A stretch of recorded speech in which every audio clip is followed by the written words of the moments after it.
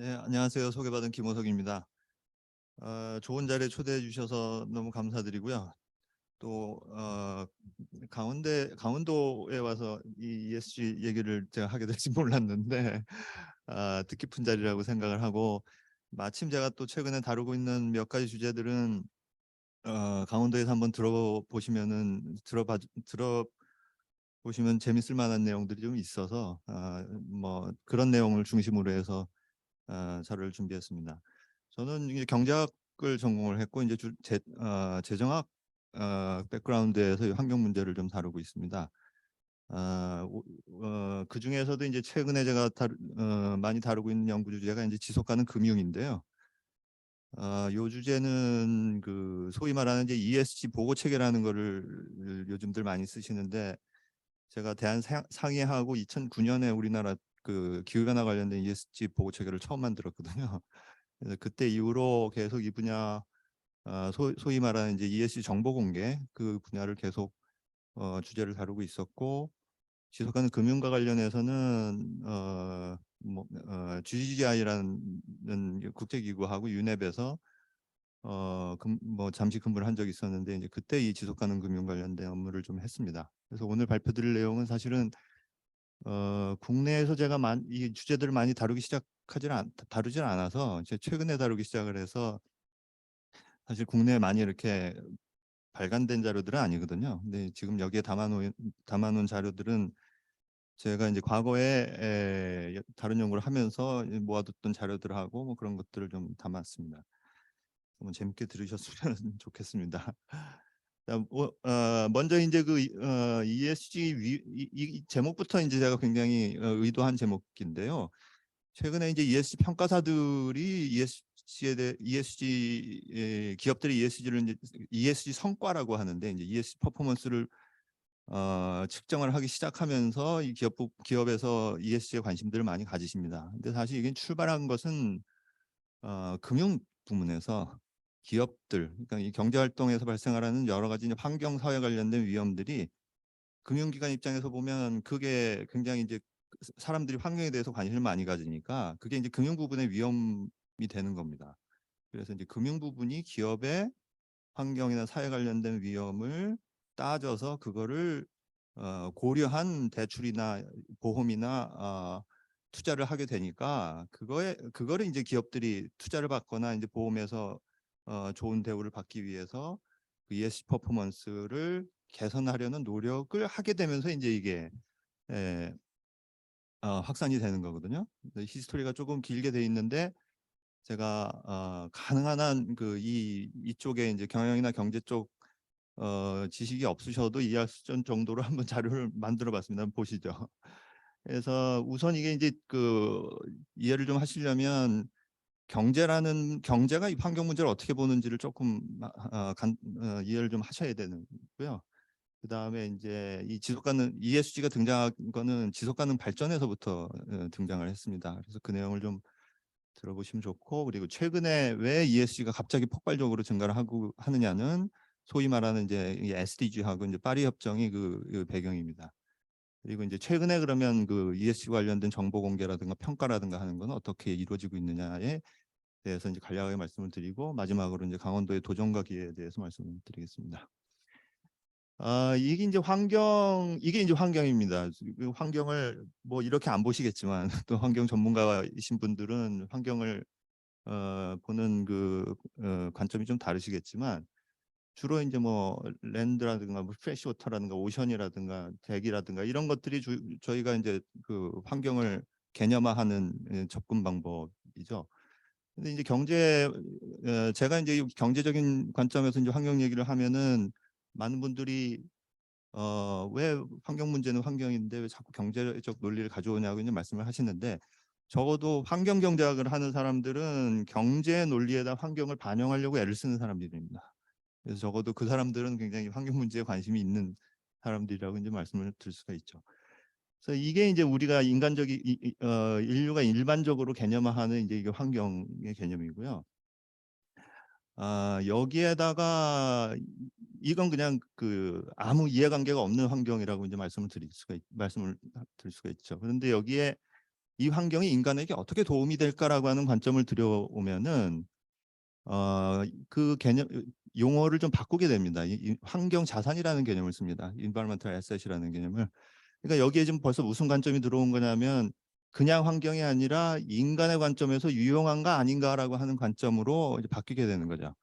그래서 경제적 관점에서 보면 이 원래 환경이 깨지는 거에 대해서는 경제적으로 민감하지 않을지 모르겠지만 환경 자산이 깨지는 거는 이게 경제적으로 이제 문제가 되는 거죠. 왜냐하면 이후에 경제적 활동의 자산이 될 수 있는 리소스가 없어지는 거기 때문에 이게 이제 관심의 대상이 되는 거죠. 그 다음에 이건 이제 에셋이니까 지금 사용하지 않는 자원까지도 이제 포함되어 있는 거고요.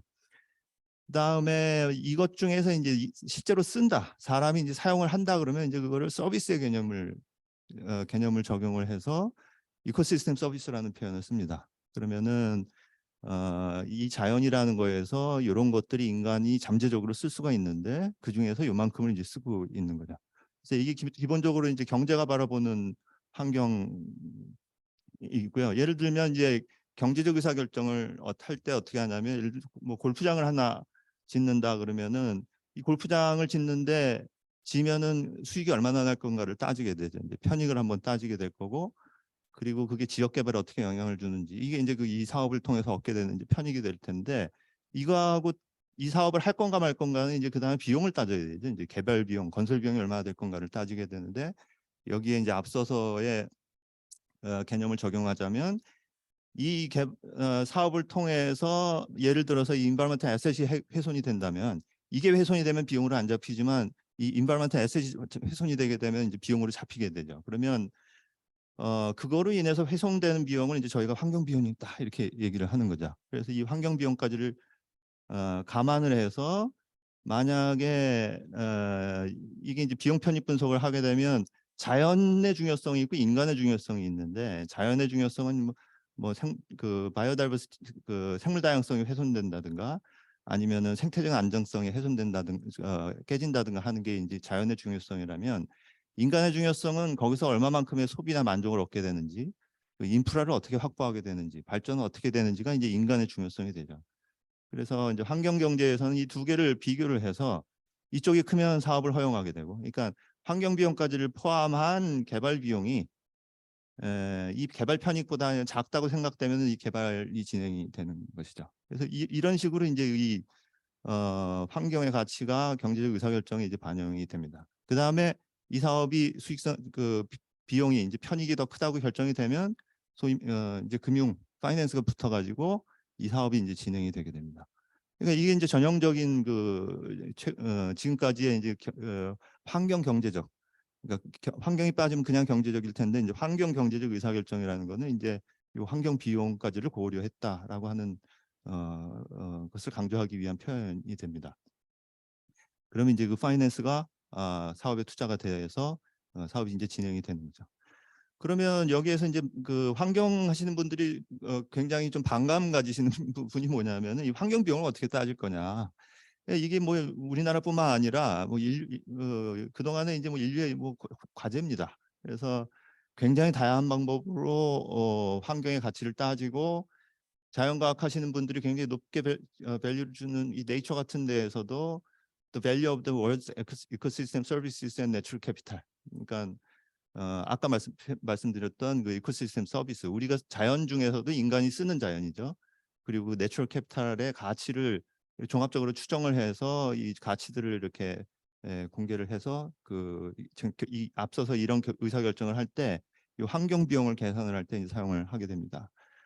그러면은 이게 이제 OECD의 그 정의인데요. 그러니까 사람하고 자연이 어떻게 인터랙션 하느냐 하는 건데 아까 말씀드렸던 것처럼 자연이 있고 자연 중에서도 인간이 잠재적으로 쓸 수 있는 걸 환경자산이라고 하고 실제로 쓰는 걸 생태계 서비스라고 하면 이게 이제 이렇게 들어와서 나가고 웨이스트로 나가고 이렇게 되는 것이죠. 그리고 위쪽에서 노동하고 자본이 들어가서 생산을 하게 되고 생산의 결과는 GDP가 되고 그 GDP 생산된 것을 소비를 하게 되는 것이죠.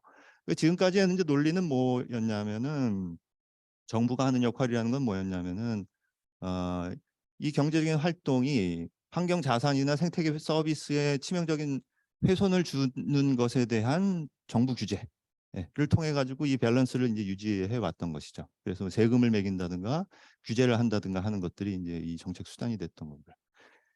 근데 이것이 이제 좀 접근이 달라지게 됩니다. 그나마도 이런 식으로 이제 환경 경제라고 하는 관점에서 경제 활동을 바라보기 시작하게 된 것이 1992년에 잘 아시다시피 그 리오 환경 회의 때 그 지속 가능 발전이라는 개념이 전 세계적으로 확산이 되기 시작을 하면서 이제 등장을 하게 되는데요.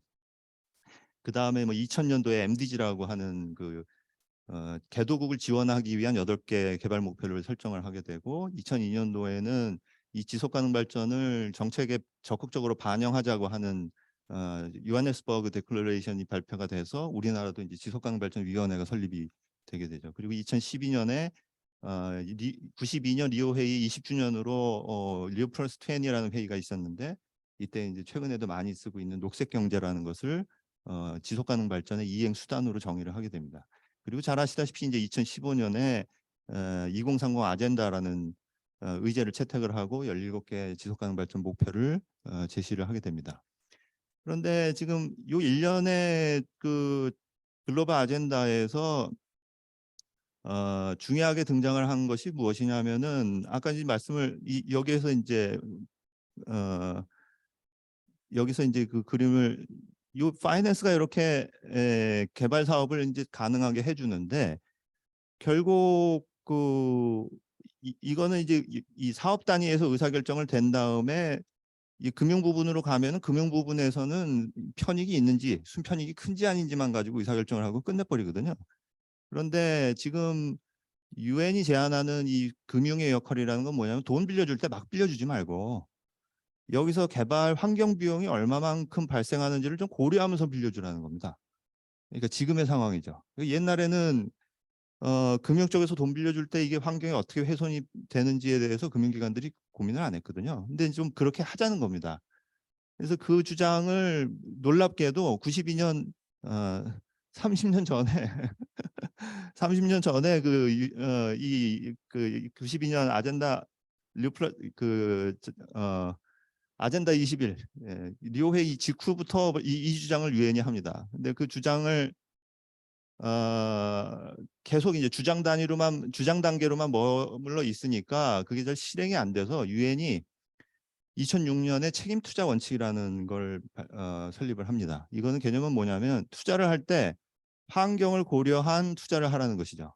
그리고 이 투자 원칙의 잠재적인 대상자로 기관 투자자, 그러니까 우리나라로 말하면 이제 국민연금이 대표적인 기관 투자자인데 적어도 기관 투자자들이 투자를 할 때는 환경이 어떻게 되는지를 고려해서 투자를 하자는 원칙을 2006년에 채택을 하게 됩니다. 그리고 우리나라는 2009년에 가입을 하게 되고요. 그리고 그게 이제 지금까지 이어져서 이렇게 지속 가능 발전을 금융이 고려한 경우에 그걸 이제 지속 가능 금융이라고 정의를 해서 용어를 이제 사용하고 있는 것이죠. 그러니까 아까도 보여드렸듯이 이 의사결정을 할 때 금융이 돈만 빌려주는 게 아니라 직접 환경을 의사결정에 반영을 하기 시작을 하는 것이죠. 그걸 위험으로 인식을 하게 됩니다. 근데 이게 왜 그러냐면은 여기에서 환경 비용을 잘못 잡아서 이 사업이 잘못되는 경우에 요즘은 환경 때문에 이 사업 자체가 수익률이 뭐 바닥을 칠 수도 있거든요. 그러니까 금융이 이제 그 위험을 따지기 시작을 하는 거라고 이제 말씀을 드릴 수가 있습니다. 그래서 이제 금융이 이 환경적인 위험을 직접적으로 따지기 시작한다. 이게 이제 지속가능 금융의 핵심적인 그래서 이제 그것을 저희가 그냥 파이낸스가 아니라 환경을 고려하는 파이낸스라 그래서 그린 파이낸스다라고 이제 이름을 붙여서 부르게 됩니다. 이게 등장을 한 거는 미국 같은 경우는 이제 이걸 책임 투자라고 하는 것으로 이제 개념화를 시키는데요. 이 1920년대 30년대 미국에서 종교 단체들이 가지고 있는 펀드들을 가지고 투자를 할 때 뭐 마약이나 뭐 술과 관련된 사업에는 투자를 안 했던 그런 개념들이 있었거든요.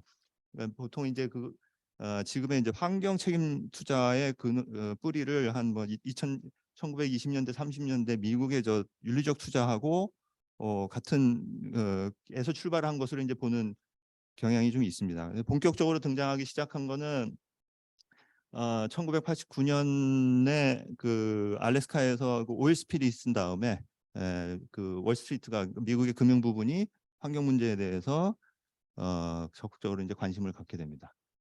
그래서 이제 그것이 이제 92년까지도 영향을 미쳤던 것이고요. 그래서 요게 이제 2005년에 코피 아난 당시 이제 사무총장이 책임 투자 원칙을 만들어야 된다. 환경을 고려하는 투자 원칙을 만들어야 된다는 게 발표가 제안을 해서 2006년에 그 PRI라고 부르는데요. 책임 투자 원칙을 발표하고 이게 이제 기관 투자자의 의사결정에 상당히 큰 영향을 미치게 됩니다. 여기에 첫 번째 원칙이 요겁니다. 바로 We will incorporate ESG issues into investment analysis and decision making process. 요게 바로 지금 최근 국내에 관심을 많이 갖게 되는 요 ESG라는 것이 이제 여기에서부터 급격히 이제 확산을 하기 시작을 합니다. 등장은 이미 2002년에 등장을 했는데 이 책임 투자 원칙의 이제 첫 번째 원칙으로 이 ESG 이슈라는 표현이 들어가면서 전 세계적으로 이제 관심을 받게 되는 것이죠. 그래서 이게 이제 2004년에 2006년 이전에 이미 유엔이 이 ESG 이슈를 다루기 시작을 했는데 2004년에 나온 보고서에 당시에 이제 환경, 사회, 거버넌스 세 개 주제 세 측면에서 투자자들이 따져야 할 이슈들을 이제 제시를 합니다. 주로 이제 여기서 등장을 했던 것이 기후 변화, 그 다음에 이게 이제 톡식 그 웨이스트, 이거 폐기물, 그 다음에 그 환경 책임, 그 environmental liability, 그 다음에 규제와 관련된 그 규제 준수, 뭐 이런 것들이 이제 환경에서 주요한 이슈들이 2004년 버전에서는요 이슈가 됐던 것이죠. 그래서 이제 표현으로 보자면 요즘은 아무거나 다 ESG를 붙이는데 엄격하게 따지자면 사실은 ESG 이슈라는 게 처음 2006년에 등장을 했던 거고 ESG가 이슈가 되면 금융부분 입장에서는 그게 리스크가 되는 거거든요. 그래서 그걸 ESG 리스크라고 부르게 되고 기업들이 이걸 따지기 시작하면서 그 요인이라는 그 ESG를 하나의 요인으로 이제 정의를 하면서 ESG 팩터라는 표현도 씁니다. 근데 아무튼간에 이 세 가지를 고려한 투자를 ESG 인베스팅이라고 부르고 ESG 투자라고 부릅니다. 그래서 여기에서부터 이제 ESG가 많은 관심을 갖게 되는 것이죠. 그리고 최근에는 기업들이 이 기업의 경영을 할 때 ESG의 그 관리를 기업 경영의 핵심적인 비전으로 삼는 경우가 있는데 그런 경우에 이제 그걸 ESG 경영이라고도까지 부르기도 합니다. 이게 이제 그 2006년 이후에 2006년 이후 2014년 그 한 10년간에 주로 벌어진 일이고요. 이제 최근에 갑자기 그러면 ESG가 또 다시 이제 그 큰 각광을 받게 됐느냐라는 게 이제 결국 SDG입니다. 이건 뭐였냐면 유엔이 글로벌 지속가능 발전 목표를 설정을 하고 그 목표를 2030년까지 달성한다고 하는 2030년 타임바운드에 이제 목표를 17개를 발표를 합니다. 169개의 타겟으로 들어가 있는. 근데 그걸 달성을 하려고 보니까 ODA 관점에서, 그러니까 유엔이 그 글로벌 지속가능 발전을 달성하려면 이제 돈이 있어야 되지 않습니까? 그래서 그 ODA 관점에서 지속가능 발전을 달성하기 위한 돈을 한번 추계를 해봤는데 전체 필요한 돈 중에 정부의 재정으로 어떻게 메꿔질 수 있는 부분이 한 35%, 35.5%밖에 안 되는 거예요. 그러면 나머지는 목표는 세워졌는데 돈이 이제 실제적으로 파이낸스가 안 되니까 그렇다면 이걸 가능하게 하는 방법은 앞서서 설명드렸던 그 민간 금융 부분의 책임. 그러니까 민간이 환경을 따지기 시작하면은 그런 그런 쪽의 투자도 더 이루어지게 되고 그 사회나 환경 쪽에 부정적인 영향을 미치는 경제 활동을 제한하게 되니까 그러면은 여기에서 부족한 재원을 그런 방식으로 충족할 수 있다라고 유엔은 보고 있는 것이죠. 그래서 그걸 이제 민간 자원 유입이라는 표현을 쓰는데 결국은 유엔이 제안하는 건 뭐냐면은 여기가 이제 그 목표를 의미하는데요. SDG 목표를 의미하는데 지금 시중에 돌아다니고 있는 퍼블릭이나 공공이나 민간의 모든 파이낸스를 이 17개의 지속가능 발전 목표를 달성하는 거와 정합적으로 온라인시키자는 겁니다. 이게 지속가능 발전 지속가능 금융의 이제 핵심적인 목표가 됩니다. 그러면 결국은 지속가능 발전 이 기후 변화까지도 포함을 해서 그걸 달성하려면 이제 민간 재원을 조달을 해야 되는 목표인데 그러니까 지금 여기에서는 이게 이제 그 지속가능 발전을 위해서 필요한 재원들인데요. 국내 재원, 국제 재원, 그 해외 재원으로 보자면 국내 재원은 조세 수입을 통해서 얻게 되는 재정하고 민간의 투자인데 이 조세 뭐 정부 재정만 가지고는 이게 이제 달성이 안 되니까 결국은 이제 프라이빗의 민간의 이제 금융을 좀 유입하도록 유인하자는 겁니다. 최근에 발표에 따르면 2021년부터 2025년까지 넷제로를 달성하니까 그러니까 2050 탄소 중립을 달성하기 위해서 필요한 글로벌 투자 요구 필요한 그 투자 수준을 따져봤더니 글로벌로 2.6조입니다. 2.6조. 2,600조인 거예요. 2,600조 달러. 그러니까 어마어마한 투자가 2.6조 달러가 투자가 돼야 되는 게 글로벌로. 그러니까 이거는 도저히 그 정부 재원으로는 안 되거든요. 결국 그래서 이거를 위해서 이 프라이빗 세이빙을 유입을 해야 되는데 그 프라이빗 세이빙을 유인하는 방법이 결국은 이러한 다 기관 투자자나 뭐 인프라 펀드나 프라이빗 쪽에서나 아니면 상업은행들이 이 돈을 빌려줄 때 아까 말씀드렸던 것처럼 돈을 빌려줄 때 이게 온실가스를 배출하는 거냐 안 하는 거냐를 따지고 이제 돈을 빌려주기 시작을 하면 정부가 재정을 좀 덜 투입을 해도 민간의 금융의 시스템을 통해 가지고 넷제로 달성을 가능할 거라고 이제 보는 것이죠. 그러니까 결국은 이 핵심이 민간의 금융 부분이 환경을 고려하도록 만드는 게 이제 핵심이 되겠습니다. 그 지금 전체적으로 2.6조 달러가 필요한데 그 중에서 70% 그러니까 1.82조 달러를 민간 쪽에서 조달을 해야 된다고 하는 게 최근에 이제 국제기구의 추산입니다. 그러니까 이거는 어떻게 해석이 가능하냐면 민간에 있는 금융기관들의 프레셔가 엄청나겠구나라는 걸 이제 알 수가 있는 거죠. 그러니까 기업들이 금융기관들이 이제 돈을 빌려줄 때 점점 더 많은 금융기관들이 기업에 혹은 그 사업의 환경적인 영향을 따져서 돈을 빌려줄 거라는 것을 의미를 합니다. 그리고 그 시점이 우리가 지금 알고 있는 것보다도 훨씬 더 빠른 시점에 그런 변화들이 이제 이루어질 거라는 것이죠. 2011년에 G7 재무장관 회의에서 뭐를 했냐면 기후변화 관련된 금융정보 공개를 의무한 겁니다. 그러니까 무슨 말씀이냐면 금융기관들이 이 기후변화 아까 이제 금융이 환경을 고려하도록 한다 그랬잖아요. 근데 그 중에서도 기후변화 관련된 금융정보 공개를 의무화하자고 하는 것을 G7 회의에서 지지를 했어요.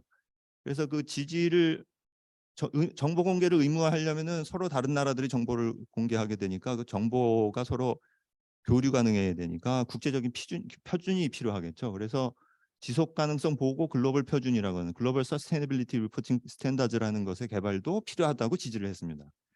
그걸 바로 기업 회계 기준, 국제 회계 기준 우리나라에서도 이제 회계 보고를 할 때 사용하는 기준을 만드는 IFRS에서 그러면 우리가 일반적인 기업 회계 기준뿐만 아니라 지속 가능성, 이 기후 변화 관련된 금융 정보를 공개하는 것과 관련된 표준도 우리가 만들겠다라고 해서 2011년에 캅 26에서 그걸 만들기 위한 보드, 인터내셔널 서스테이너빌리티 스탠다드 보드라고 ISSB라는 걸 설립을 하고 작년 3월에 초안을 만들었습니다. 그리고 올해 6월에 최종안이 발표될 예정이고요. 그럼 이게 뭘 의미하냐면 이제 앞으로 기업들이 회계 기준하고 같이 자기네들이 이 기후변화 측면에서 얼마만큼의 리스크를 가지고 있는지를 이제 보고를 하게 되는 것이죠. 근데 그 보고의 시점이 우리나라 같은 경우는 상장 기업 같은 경우는 2025년 그리고 국제적인 압력을 받는 경우에는 수출 기업 같은 경우는 그것보다 훨씬 더 빠른 시점에 그런 보고의 의무에 이제 직면을 하게 되는 것이죠. 이게 이제 그 두 가지 그 국제 기준의 초안입니다. 하나는 일반적인 지속 가능성에 관련된 디스클로저고 정보 공개 기준이고요. 요거는 이제 기후 변화와 관련된 정보 공개 기준입니다. 우리나라도 이러한 변화가 있으니까 금융위도 파악을 하고 있고요. 그래서 금융위도 기업 공시제도 종합 개선 방안이라는 걸 2021년에 발표를 해서 말씀드렸던 것처럼 2025년 여기 지금 2025년 1단계부터 단계적으로 의무화해 나가는 것이 이제 정부의 계획입니다. 그러면 이제 이걸 정리해서 말씀을 드리면 어떤 상황이냐면 금융 부분이 기업에 ESG와 관련된 정보 공개를 요구합니다. 왜? 책임 투자, ESG 투자를 하려고. 그러니까 금융 부분이 우리도 투자나 금융 의사결정을 할 때 환경을 고려합니다라고 하는 책임 투자를 하려고 기업의 ESG 정보 공개를 요구합니다. 아까 이제 회장님께서 그 어려움을 이제 호소하셨는데 지금 이제 이 직면에 있는 상황인 거죠. 그러면 기업은 그 정보를 이제 공개를 하게 되고 그 정보를 금융시장에만 주는 게 아니라 일반 상품 시장에서도 공개를 합니다. 왜? 우리나라의 소비자들이 이 환경 관련된 민감도가 굉장히 높습니다. 그러니까 환경 퍼포먼스가 높으면 ESG 퍼포먼스가 높으면 금융시장에서도 유리하지만 일반 시장에서도 유리하거든요. 그걸 이제 경영 쪽에서는 녹색 마케팅이라고도 부르고 녹색 소비주의, 그린 컨슈머리즘이라고 이제 부릅니다. 그러면 이제 정부는 이러한 정보 공개가 적절하게 이루어지도록 규제와 제도를 통해서 이제 관리를 하게 되는 것이죠. 그럼 기업은 지금 어떻게 하고 있느냐? 기업은 소위 말하는 이제 지속 가능 경영 보고서라는 걸 가지고 정보를 공개하고 있습니다. 이게 원래 일반적인 이름은 Sustainability Reporting인데 우리나라에서는 지속 가능 경영 보고서라는 이름으로 많이 쓰이고 일부 기업들은 ESG 경영 보고서라는 표현도 씁니다. ESG 보고서라는 표현도 쓰고요. 그럼 그 안에 이제 그 기업의 지배 구조도 들어가 있고 경제 환경 사회와 관련된 내용을 담게 되는데 그러면은 이 정보를 ESG 평가사들이 싹 긁어다가 ESG 평가를 하게 됩니다. 그 ESG 평가를 해서 그 평가 결과를 금융 부분에다 주는 거죠. 책임 투자나 은행이나 보험이나. 이게 왜 이렇게 하느냐 하면은 이 금융 부분이 환경에 익숙치가 않아요. 그러니까 기업들이 직접적으로 기업이 공개하는 이 지속 가능 경영 보고서를 금융 부분에서 직접 가져다가 이해를 못 합니다. 그러니까 그걸 중간에서 ESG 레이팅이라고 하는 마치 그 기업 신용 평가 하듯이 그 레이팅을 하는 기업들이 이 기업의 이제 ESG 퍼포먼스를 등급으로 만들어서 평가 제시를 금융 부분에 제공을 하게 되죠. 요게 이제 지금 국내 전 세계적으로 요 지속 가능 경영 보고를 하려면 그 보고하는 이제 템플릿 같은 게 있어야 되는데 그걸 저희가 보고 체계라고 부릅니다. 리포팅 프레임워크라고. 근데 그 리포팅 프레임워크가 기존에 여러 가지가 있었는데요. 뭐 기후 변화 관련된 뭐 CDP라는 거, CDSB라는 것도 있었고 지속 가능 발전 전반에 걸친 뭐 GRI라는 것도 있었고 기후 변화에 특화되어 있는 TCFD라는 거 있었는데 아까 말씀드렸던 것처럼 글로벌 표준을 만들면서 그 글로벌 표준에 기존에 있는 보고 체계들이 다 이제 흡수되는 방식으로 통합이 되고 있습니다. 요게 이제 가장 많이 쓰이는 지속 가능 경영 보고서를 작성을 할 때 가장 많이 쓰이는 글로벌 리포팅 이니셔티브인데요. 요 이니셔티브가 등장하게 된 게 그 알래스카 오일 스필 때문입니다. 그때 기업들이 환경에 얼마나 영향을 미치는지를 자발적으로 정보 공개하도록 하기 위해서 이 이니셔티브가 만들어졌고요. 그 보고 체계를 보면 경제, 환경, 사회 이렇게 되어 있습니다. 좀 ESG가 아니라 좀 어색하실 텐데 원래 이게 이제 그 ESG라는 게 등장하기 이전에 사용했던 지속 가능성 그 공개 포맷이고요. ESG는 여기에서 경제는 기업이 어쨌든 알아서 하는 거고 추가적으로 정보 공개를 안 해도 기존에 들어가 있는 정보니까 사회하고 환경을 추가적으로 정보 공개를 하면 될 것이고 거기에다 추가적으로 지배 구조와 관련된 정보를 이제 제공하도록 요청을 하게 되는 것이죠. 우리나라의 상위 기업 주요 기업들을 제가 조사를 해봤는데 주로 이제 한 12개 중에서 ESG 위원회를 설치한 12개 기업을 가지고 봤더니 4개가 지속 가능 경영 보고서 그리고 지속 가능성 보고서라는 표현으로 3개, ESG 보고라는 것으로 3개 뭐 이렇게 지금 보고가 되어 있고 보고 체계는 조금 아까 말씀드렸던 GRI를 가장 많이 사용하고 있고 그다음에 이제 기후 변화와 관련된 TCFD를 그다음으로 많이 채택을 하고 있습니다. 이게 이제 그 많은 기업들이 두려움에 떨고 있는 ESG 평가인데요. 이 방식은 기업이 ESG 정보를 공개를 하면 그걸 이제 지표로 측정을 한 다음에 E하고 SG의 3가지 주제로 정보를 취합을 합니다. 그리고 그 취합된 정보를 가지고 집계해서 점수로 매긴 다음에 등급을 부여하죠. 그래서 이제 그 지표들은 뭐 이런 식으로 뭐 환경, 사회, 경제, 거버넌스 이런 지표로 구조가 되어 있고 예를 들어서 이렇게 해서 이건 이제 한전인데요. 이 ESG 레이팅을 딱 해봤더니 더블 B다. 뭐 이렇게 되면 이제 이 기업의 ESG 레이팅은 더블 B가 되고 금융 부문은 여기서 디테일을 안 보고 그냥 이것만 봅니다. ESG만. 그래서 그 ESG를 정보를 어떻게 공개하는지가 민감하고 아까 회장님께서도 마침 말씀을 해주셔가지고 이 정보 공개를 안 하는 기업들이 이제 굉장히 많은데요. 특히 이제 중소기업 같은 경우는 그래서 그걸 좀 도와주기 위해서 산업부가 ESG 표준화해서 2021년에 이제 발표를 했습니다.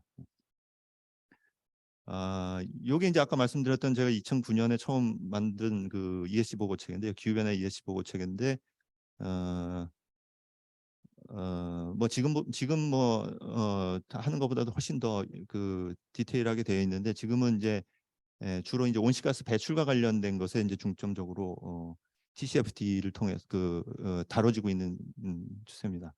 자, 그럼 강원도의 도전과 기회는 뭐 어떤 거냐는 건데 일단 ESG가 금융기관이 안 해도 이미 이제 시장이 반응을 하고 있다는 겁니다. 그러니까 금융기관이 내일부터 우리는 이제 ESG 도저히 못하겠다. 뭐 일부 금융기관 같은 경우는 ESG 정보를 못 믿겠다. 우리 더 이상 금융의사 결정해서 ESG를 안 하겠다고 하더라도 이미 시장이 여기 보시면 이제 국민 10명 중에 6명이 ESG가 제품 구매에 영향을 준다는 거거든요. 근데 그게 MZ 세대는 더 높습니다. 그래서 이제는 뭐 ESG 위험을 따지지 않으면은 이 시장의 작동이 좀 어렵다는 건데 이게 보시면은 제가 이제 이 강원도의 위기 중에서 하나가 이 농업 부분인데 마침 이제 그 농업 부분 쪽에서도 오셨는데 지금 기온이 상승하고 강우 패턴 이건 이제 기후 변화 관련된 지역인데 그러면 그것이 기후 변화 때문에 기업 활동에 영향을 받고요. 그 기업 활동에 영향을 받는 게 식량이나 식품이나 식량의 공급에 영향을 미치고 그게 이제 소비자에게 전달되는 것까지도 영향을 미치는 것이죠.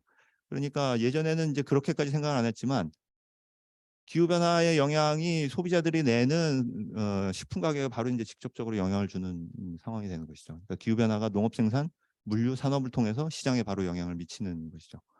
그래서 뭐 농업, 임업 부분의 사례는 뭐 굉장히 많습니다. 고온으로 인해서 농촌 부분의 과수 쪽에 그리고 농업 생산 기반에 영향을 미치고 축산 사료 쪽 영향 굉장히 광범위하게 이제 미쳐지고 있습니다.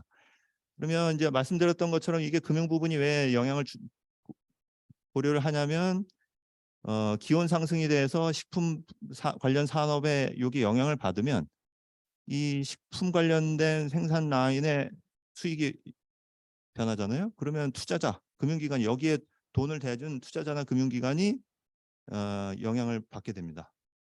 그래서 제가 시간 때문에 그러시죠. 네, 이제 거의 다 끝났습니다. 예, 김호석 네, 박사님 네, 발표는 언제 들어도 참 명쾌하고 정리가 잘 됩니다. 내 네, 네, 시간이 좀 오버되고 있으니 5분 더 네, 네, 드리겠습니다. 5분 부탁드립니다. 다 끝나왔습니다. 네. 그래서 지금 여기가 영향을 받으면 지금 금융 부분이 영향을 받거든요. 그러니까 금융 부분이 거꾸로 이걸 따지기 시작을 하는 것이죠. 그러니까 ESG라는 게 지금은 요 안에 들어가 있는 내용들을 공개하라고 요구를 하는 겁니다. 기업들에. 왜? 내가 투자자하고 내가 금융기관인데 이런 변화들이 내가 투자한 것에 금융의 수익에 영향을 주기 때문에. 그러니까 분석을 어느 정도 하냐면 이게 이제 그 품목과 관련된 생산 그 사업 활동인데 그 사업 활동 위험들인데 생산 단계별로 그 리스크들을 다 평가를 하고 있어요. 그러니까 이제 농업이나 산림 부분에서는 그거와 관련된 퍼포먼스를 관리를 할 수밖에 없는 거고요. 근데 제가 말씀드렸던 그 강원도가 더 신경 써야 될 건 뭐냐면 지금까지 기후 변화 관련된 위험만을 따졌는데 TNFD라고 해서 자연과 관련된 보고 체계가 새롭게 개발되고 있습니다. 그래서 올해 9월 정도에 이제 발표가 될 것으로 예상이 되는데 그러면은 이제는 어떤 사업이 기후 변화에 미치는 영향뿐만 아니라 어떤 사업이 생태계에 영향을 미치는 아까 이제 처음에 보여드렸던 그 영향도 기업이 정보 공개를 할 때 이제 같이 공개를 해야 되는 상황인 거죠. 그래서 뭐 이미 뭐 책에는 초안은 다 나와 있습니다. 거의 이제 그 최종안 수준에서의 초안이 나와 있고 정보 공개를 어떻게 자연과 관련된 영향을 어떻게 관리해야 되는지도 이미 체계가 이제 갖춰져 있는 것이죠.